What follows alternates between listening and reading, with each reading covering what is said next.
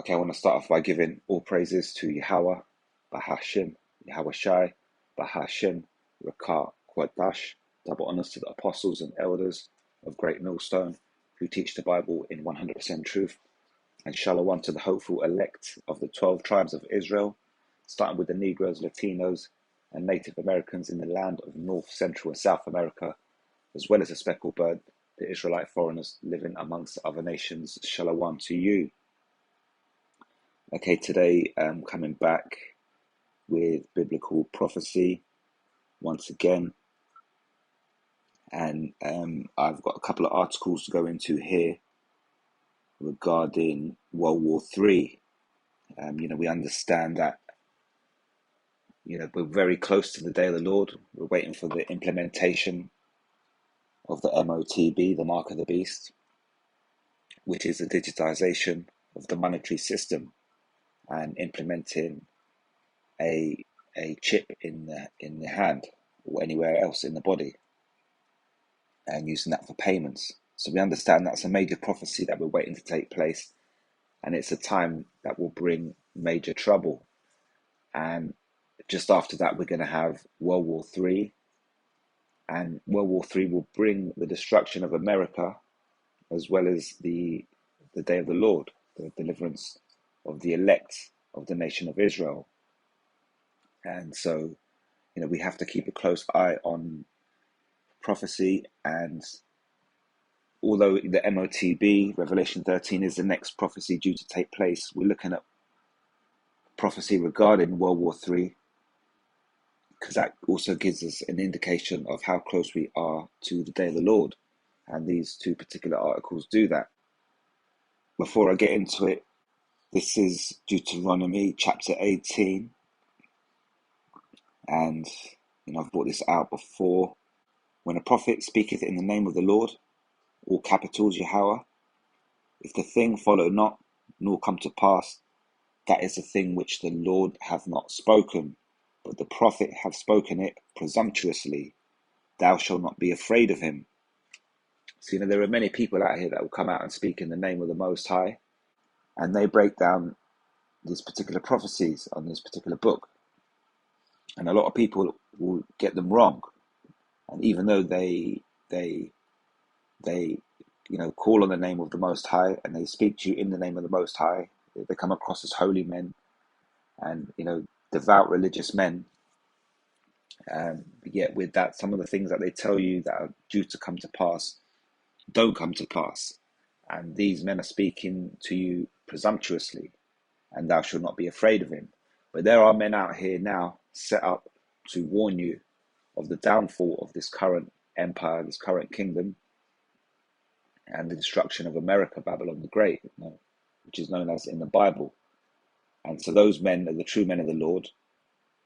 And when they tell you that things are going to come to pass, they will come to pass. So sometimes you may have to wait 100 years or 200 years. Sometimes you might only have to wait a few months for these particular things to come to pass. But pretty much it's all within the same category.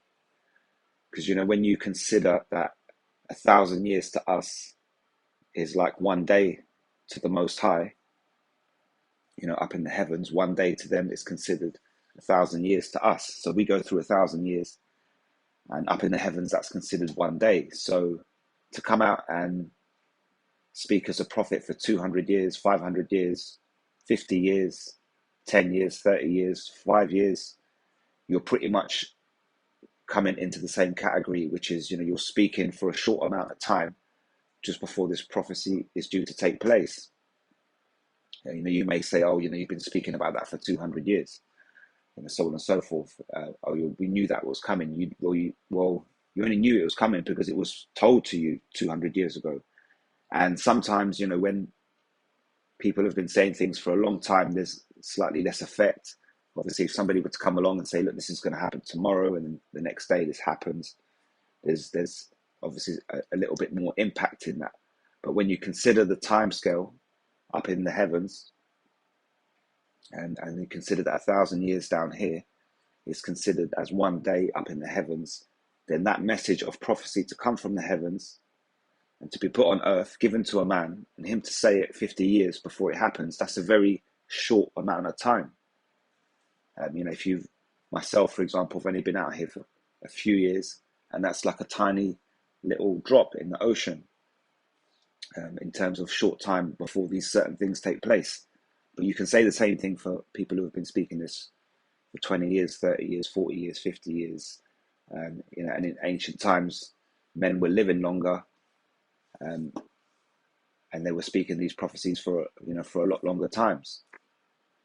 So when a prophet speaketh in the name of the Lord, and the thing follow not, nor come to pass, that is the thing which the Lord hath not spoken. But when a prophet speaks in the name of the Lord, which is what we do, we come in the name of Yahweh, by Hashem Yahweh Shai, and we specifically give you prophecy, particularly the men of GMS. And it says, if the thing follow not, nor come to pass, well, if that thing does follow and does come to pass, then that is the thing which the Lord have spoken, and the prophet would have not spoken it presumptuously, and thou shalt be afraid. Now, not specifically afraid of him, afraid of the message. And that's where we're at, 2023. You turn on YouTube, and it's littered with men calling on the name Yahweh by Hashem Yahweh Shai, speaking on prophecy. And that's how you know the end of an empire, a kingdom is about to occur. And this is what happens every time a kingdom ends. Now, before I move into those two articles, this is all linked in with this particular subject.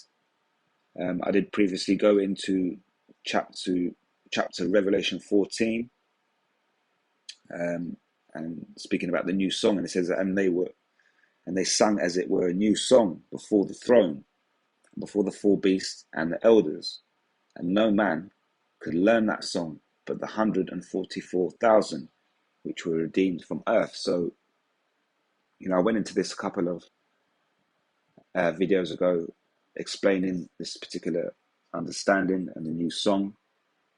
You come across the Hebrew Israelites, the way we break down this Bible, we do it correctly. We do it according to the words that are written in it. We do it according to the original texts and the languages that the scriptures were written in. And we do it with the use, we're powered by the Holy Spirit and understanding to bring out this particular prophecy. And the Hebrew Israelites are breaking this book down like no other people have ever done. So, in previous times, in the last 500 years, you've had many attempts by many groups of people coming in the name of many different things, trying to explain the ins and outs of this book, but nobody can do it to the level that the Hebrew Israelites are now doing it at. There's a clear comparison, and this is the new song. It says here that the song, but the 144,000, which it says, and no man could learn that song, but for the 144,000 which were redeemed from earth. So we're out here, and we're speaking this prophecy to you. Now, I explained before in the previous video, you can relate this truth, this understanding to a new song. It sounds sweet to your soul. So when you're not hearing it, you have an urge to hear it. You look at these videos, for example. So when you're at work or when you're doing things, you have this urge to want to sit down and watch a couple of videos. That's you having that urge to want to play that music that you've fallen in love with. And so you have men out here who are singing that song to you. And when you look at prophecy and you look at the way it takes place, it's pretty much, one type of song is an orchestra. You can have an orchestra which creates a song. And so when you look at prophecy taking place, many different moving parts that are happening around the world, taking place, coming together to all bring about particular main events that will affect everybody on earth. You can compare it to an orchestra, and an orchestra has a conductor. So the conductors, you can compare that to the prophets. And, the producer of the piece of music is Yahweh. And that's what we have written down in this book. This is the piece of music. And Yahweh Shai is is like the manager, if you like. So he's got this piece of music from his father Yahweh, and he makes things happen using the Holy Spirit. So he organizes this orchestra, the prophets, the conductors, sorry, and they come out and they conduct. And so what we do with prophecy, we speak about particular events, and that triggers particular events to take place. You can't have particular events taking place until the prophets speak of it. Yes, there are many moving parts, so there's other things that can't happen. We can't have World War III until the MOTB is implemented. So certain things rely on other things. And when it comes down to these particular things playing out in the physical sense on earth, it all starts with the prophets. The prophets speak it. That's like the conductor. So the conductor will raise his hand, or he'll drop his hand, and the music will raise up in tempo or drop, or certain section of the band will cease, and another section of the band will start to play. So we speak these particular prophecies, whether it be 50 years, 10 years, 20 years, 5 minutes, then these particular things come to pass. And that was the trigger point at which you start to see things happening on this earth. The prophet speaks it, and then you see that the actions being taken place, say by the powers that be, and then it all comes together. Then you see another particular part, another particular prophecy being spoken of, and that happens, and then that interacts with the first particular prophecy that took place. And right now, at certain various stages within history, it's been slow moving, but right now, the way that prophecy is, ticking off the boxes, is fast and furious, and it's going to keep getting faster. So it's more evident to see that this is, similar to a machine. There's many working, moving parts operating to make this one thing come together. And in the spirit world, it starts with Yahweh. He produces the song.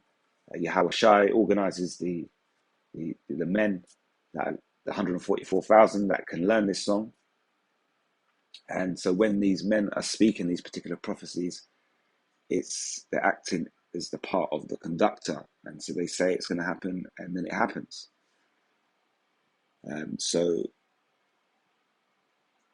Isaiah, again, just to add into that point, Isaiah 13 says, "Lift up ye a banner upon the high mountain, exalt the voice unto them, shake the hand, that they may go into the gates of the nobles." So, this is down to the prophets telling the elect to repent, is a telling off. So that shaking of the hand is a telling off. But it's the same thing that the conductor does. When you see him from afar, this man standing there, and he's just shaking his hand. And what he's doing is he's telling, obviously when you go up close and you understand what's going on, he's telling the orchestra what to do, but he's telling them through the use of the shaking of the hand. Even when you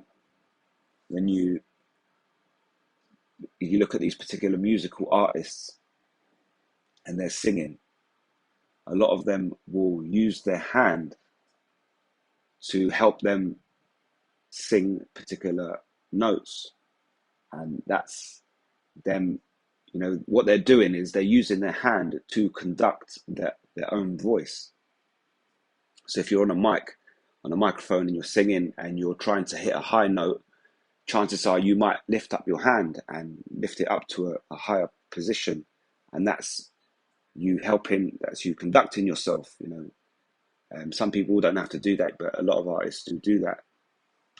So that's another way in which that hand gets shaken around. Compared to the music level, I just wanted to bring that in there. But this is what it is. It all comes back to prophecy, and if we tell you something's going to come to pass, then it's going to come to pass. So looking at these particular articles here,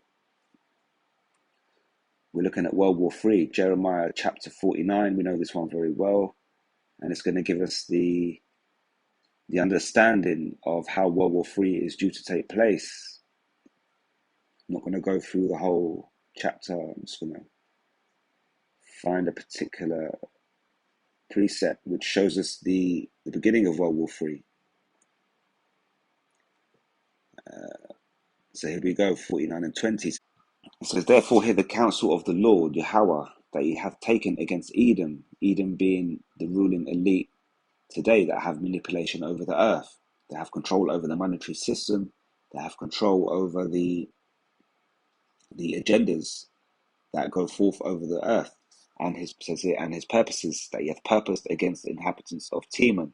Teman being the wise of the Edomites, the German scientists, those that produce their weaponry, and so on and so forth. Says, surely the least of the flock shall draw them out. Surely he shall make their habitations desolate with them. So the least of the Edomite flock is the small hats in the land of Israel today. And it says here, surely the least of the flock shall draw them out. Draw who out? Draw out the other nations into World War III, into what's known as the Battle of Armageddon. The word Armageddon translating to mountain of troops. It says, surely he shall make their habitations desolate with them. So World War III is going to be triggered by the small hats in the land of Israel. They're going to do something to draw out other nations into World War III. And at the minute, over the last year or so, maybe 2 years,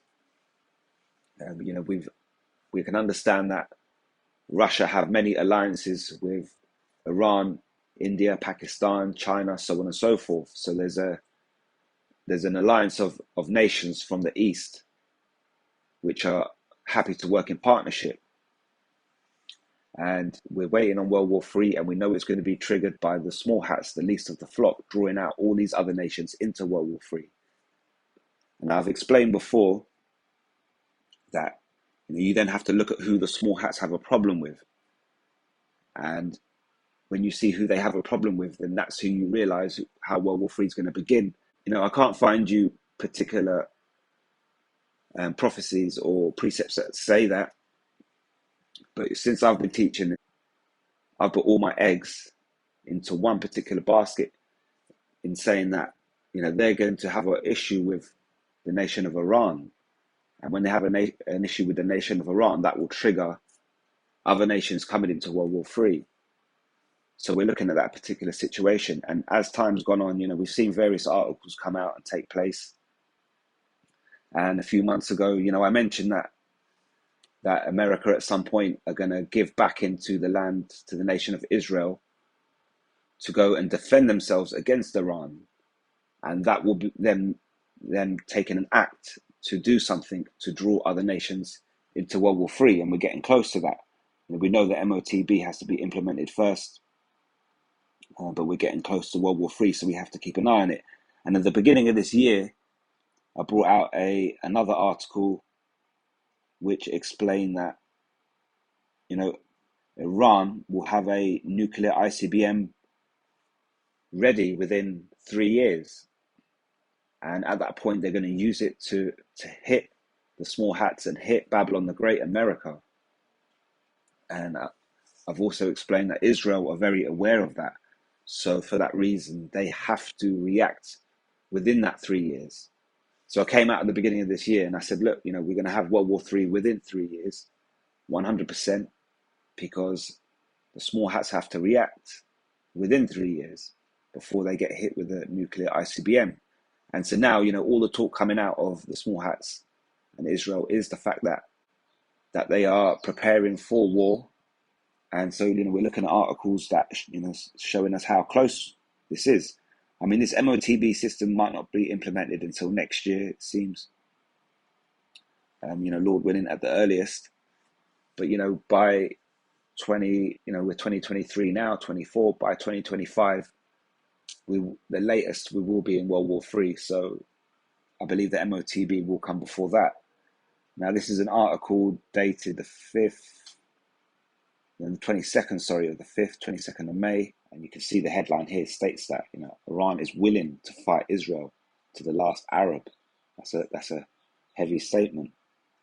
It says here, Tehran is content with using its proxies in Lebanon and Gaza to wreak havoc on Israeli cities. While its own cities remain peaceful, it's time to take the fight to them.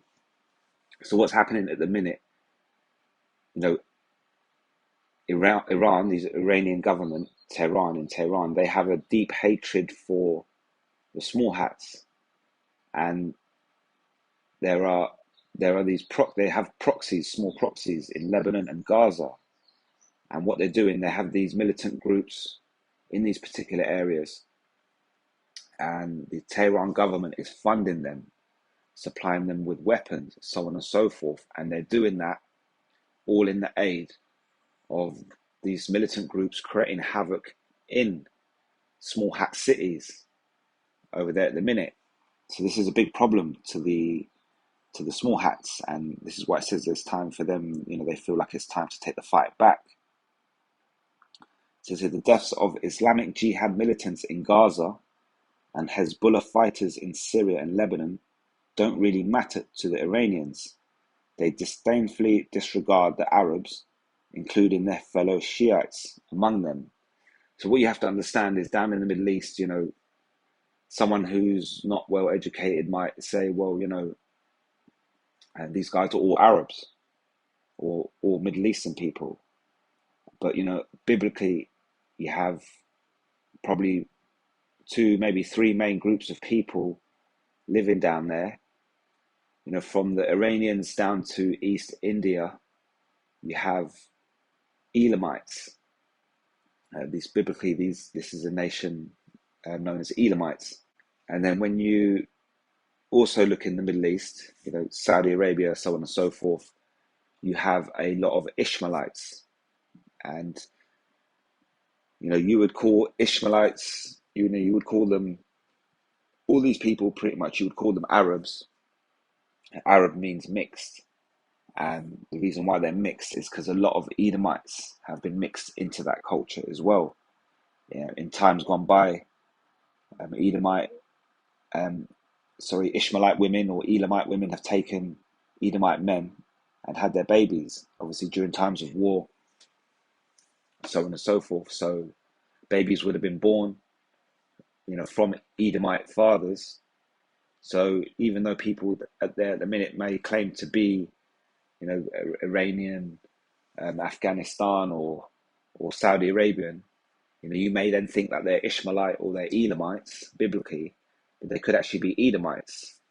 So there is quite a mix down there in the Middle East, and that's where the term Arab comes from. But when you understand who people are biblically, you'll understand why certain people have certain problems with each other. And it says here the deaths of Islamic Jihad militants in Gaza and Hezbollah fighters in Syria and Lebanon don't really matter to the Iranians because they disdainfully disregard the Arabs. They're calling them Arabs. They're pretty much it's the small hats that's their main problem with, including their fellow Shiites among them. It says this is a statement, like I know from an Iranian point of view. It says we're descendants of an ancient civilization. Yeah, that's Babylon, ancient Babylon. It says we invented chess thousands of years ago. But the others, what did they invent? Barely anything. So this is kind of like the point of view of the Iranians. They see themselves as above all the other nations and different types of people around them. So the Iranians surrounded Israel with their proxies according to a well-structured plan.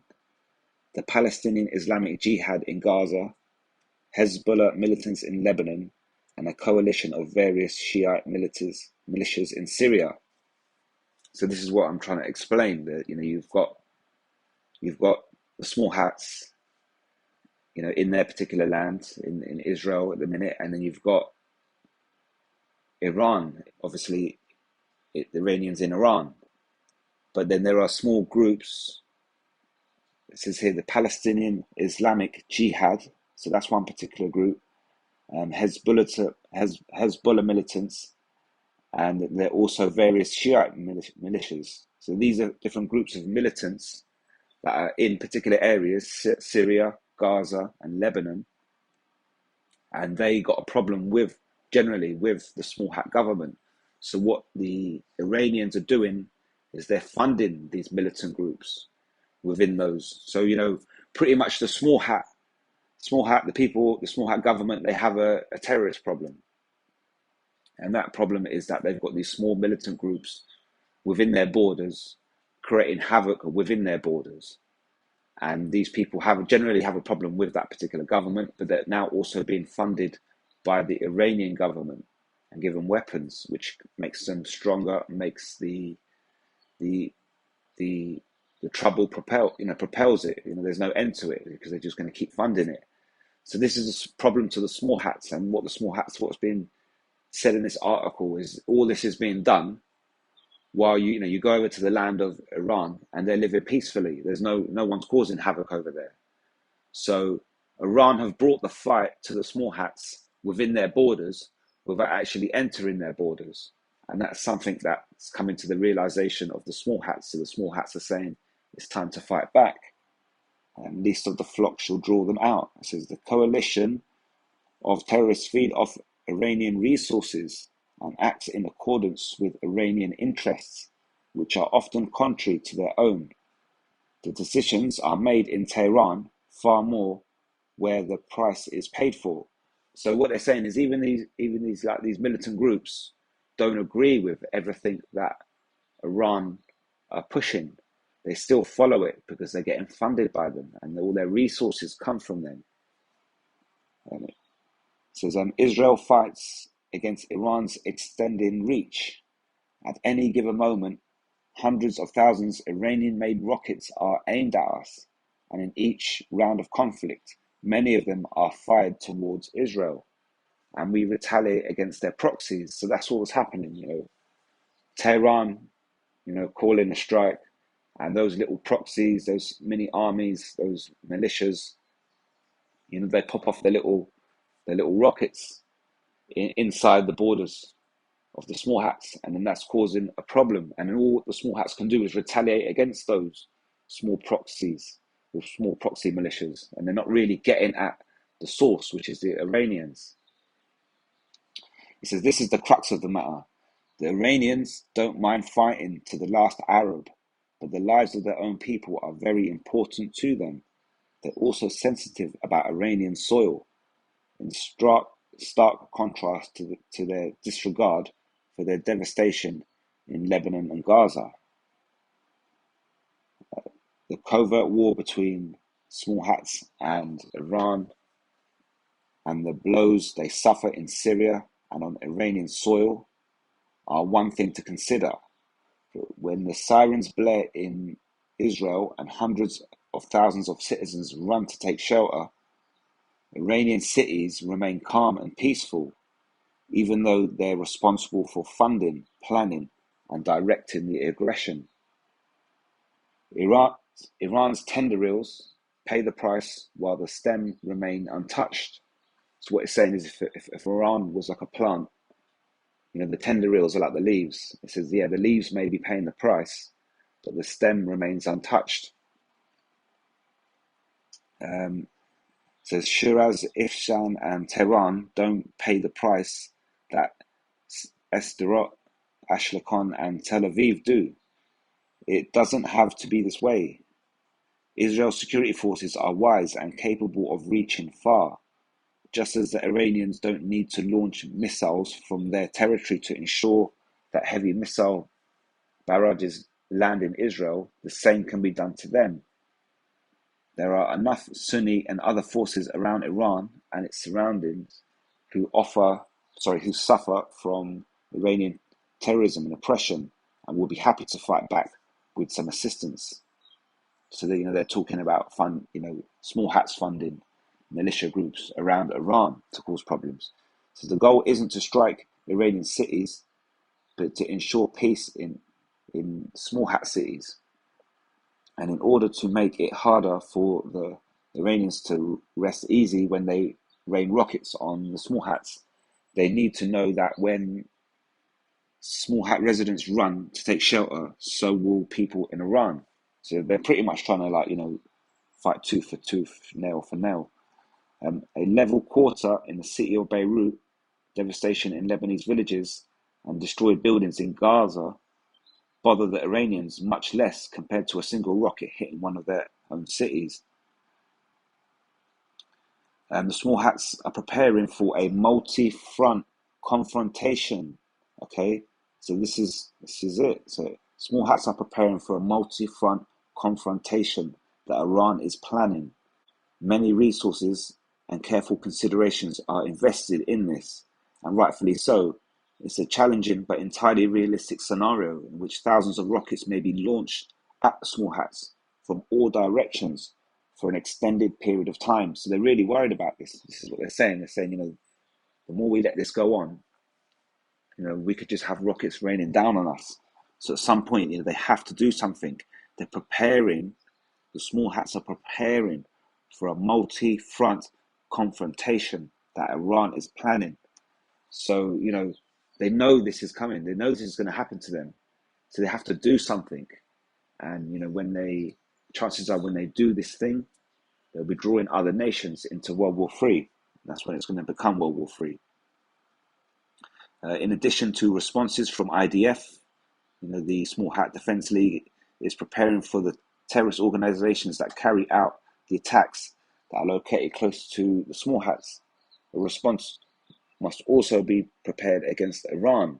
So they're saying, not only have they got to go for these little proxies around them, but they've also got to go for the main guys, Iran themselves. It says here, Tehran needs to know that if their proxies fire upon Israel, a response will come against them as well. This concept must factor in Iran's decision-making because it greatly reduces the chance of multi-front conflict. This way, fewer Iranians, fewer Lebanese, and fewer Gazans will be hurt. And most importantly, fewer small hats will be harmed as well. Well, that's down to opinion.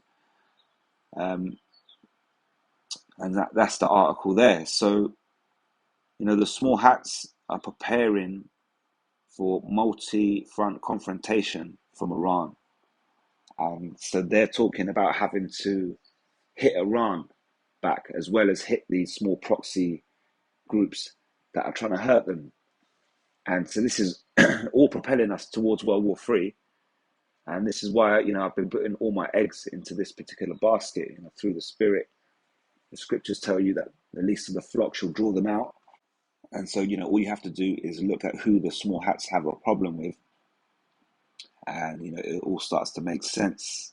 This thing is close. And when I say close, it could be within 2 years to have World War III, could be within a year, could be within the 3-year mark that I mentioned. But the bottom line is this is all considered close. If you're saying that World War III and the end of this society is 10 years away, 25 years away, or whatever, that's close. That's when you consider how long an empire will last, hundreds of years. Then to be 25 years away from the end point, that's a close. You're in the last part, the last stretch. And at the minute, we're almost on the home straight of this particular empire. Any minute now, that finishing line is going to appear. And this is another article dated the 24th of May on the same particular website. It says Israeli shekel weakens after IDF chiefs Iran's warning. It says the local currency's value takes a beating for a second day straight after top army commander hints small hat action against arch foes' nuclear program might be imminent. Yes, the least of the flock shall draw them out. Obviously, after the MOTB is implemented, it says the value of the small hat shekel continued to slide against the euro and the dollar on Wednesday as markets reacted to the IDF chief's warning of a potential Israeli action against Iran.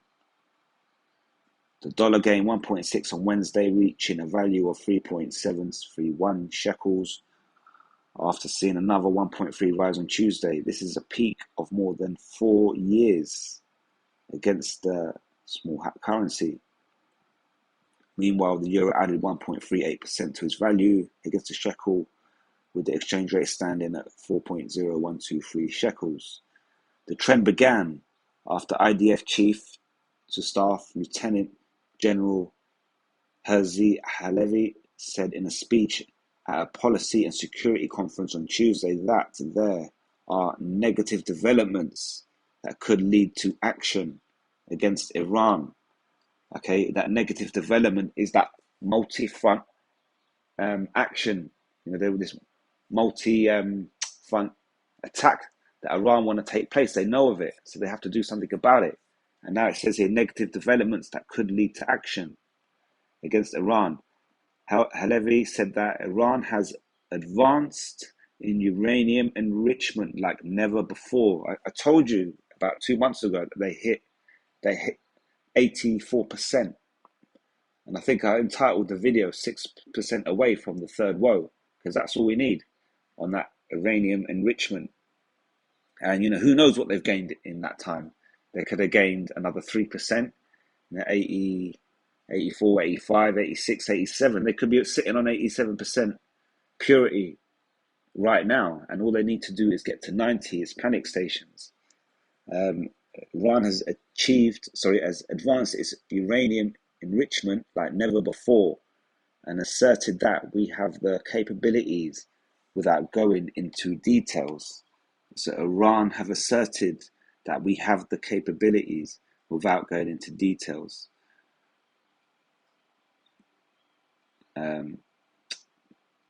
Regarding Lebanon and Hezbollah's military build-up across the northern border, Halevi said,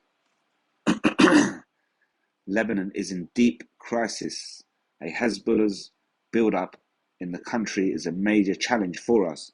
We are delaying it, but it's difficult to contain it. We constantly need to ensure that a qualitative gap is maintained and expanded between the pace of our improvements and what we are doing, and always consider initiative that we can bring an advantage. His warning came a day after Major General Aharon Haliva, commander of the IDS Military Intelligence Directorate, warned that Hezbollah leader Hassan Nasrallah is dangerously close to making a mistake that could plunge the region into a major war. The shekel's plummeting value comes on top of the Bank of Israel's latest interest rate hike. So they're talking about the inflation in the land of the small hats, and it's pretty much, it's been affected by these statements that are being made. The IDF are coming out and saying that certain developments are taking place, so we will have to be taking action against Iran very soon, and that's affecting the exchange rate. And also those small militant groups that I mentioned in the previous article, those that are being funded by Iran, that are causing havoc within small hat cities around, that's also affecting trade and obviously the exchange rate, and they want to react against them. So there's trouble in the air, and when it comes to the small hats and the way that they're thinking, they've got a huge problem, and that problem is Iran, and they're going to have to do something very soon. It's pretty much pushing them to the point of kill or be killed. So we know, ultimately, eventually, they're going to do something that's going to draw other nations into World War III. And the whole time, like I say, I've put my eggs into that particular basket. I've brought you along with the storyline. We've seen it go to the point where America gave their back into the small hats. We can see that you've got a big problem. You're going to have to do something about it. And now they're coming out saying, we have these plans in place. An attack is imminent. Now, an imminent attack, could be 6 months, could be 9 months. We don't know. But, we're expecting the MOTB to be implemented before that, and very soon after that, World War III. And this is 2nd Ezra. I'll leave you with this. This is 2nd Ezra chapter 15. Behold, speak thou in the ears of my people the words of prophecy, which are put in thy mouth, saith the Lord, and cause them to be written in paper, for they are faithful and true. These prophecies, you got your girl. The girl tells you she loves you, you think she's faithful. She'll never be as faithful as these scriptures. These scriptures will come to pass. So believing on them, and the Lord working the Spirit on you and understanding them, you understanding them, Seeing them, you will see them come to pass. Now, I'm not going to read the whole chapter. I'm going to start here at verse 28. It says, "Behold, an horrible vision, and the appearance thereof from the east, where the nations of the dragons of Arabia shall come out with many chariots." So these are these Ishmaelites, Saudi Arabia, so on and so forth. The nations of the dragons of Arabia shall come out with many chariots. This represents tanks and fighter jets and military weapons. It says, "And the multitude of them shall be carried as the wind upon the earth, that all they which hear them may fear and tremble.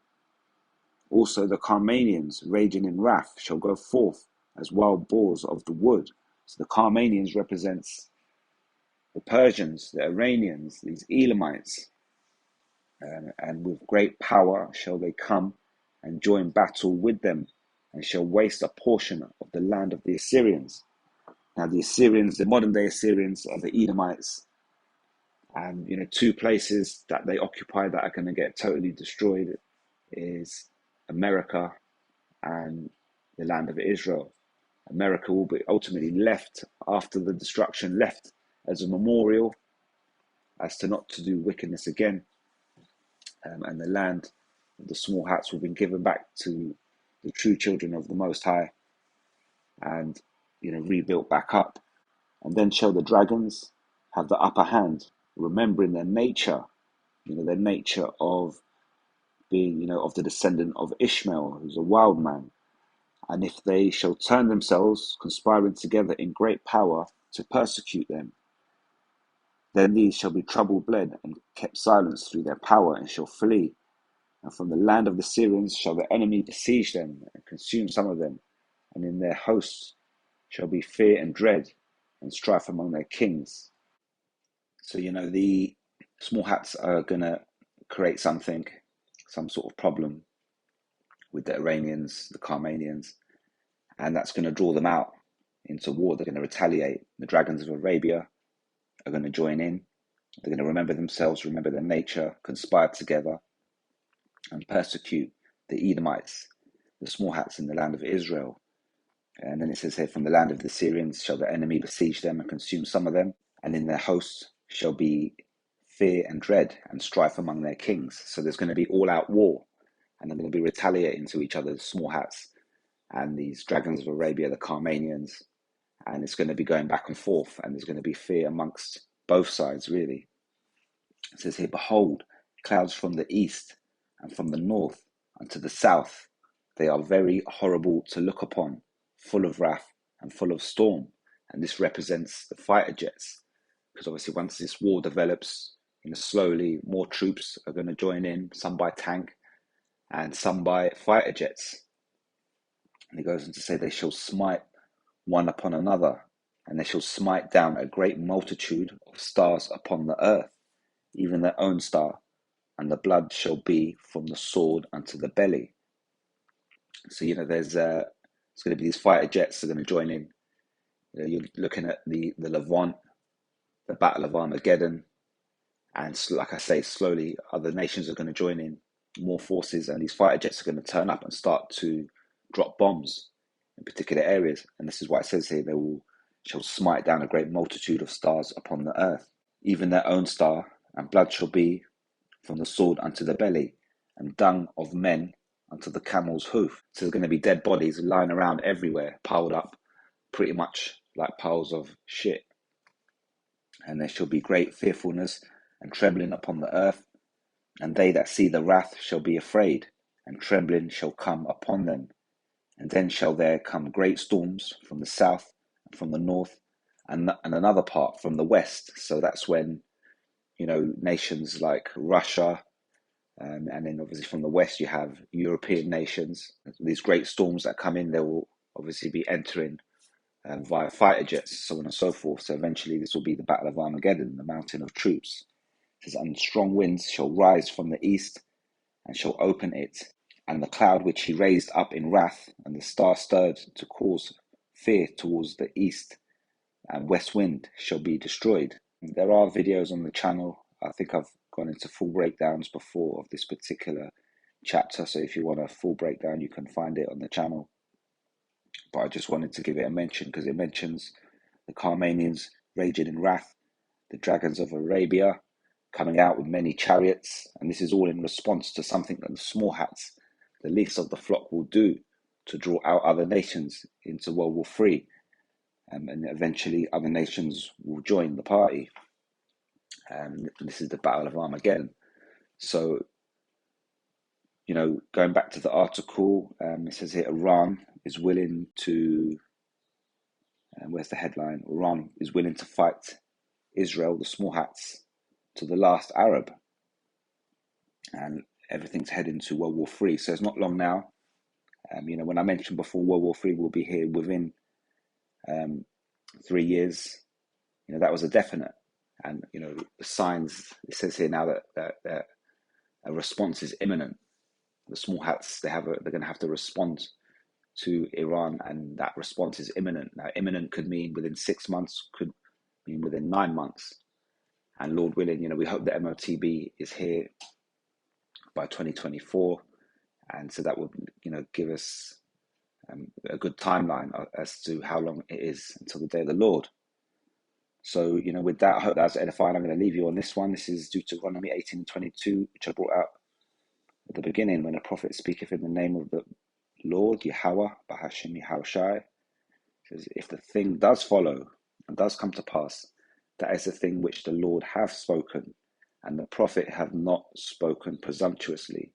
So thou shalt be afraid of that warning, and that warning is the MOTB and World War III are right around the corner. It's not a good time to join the army. So with that, I'm going to leave it right there. That's edifying. Until next time, I'm going to say all praises to Yahweh, Bahashim Yahushai, Bahashim Rakah Wadash. Until next time, Shalom.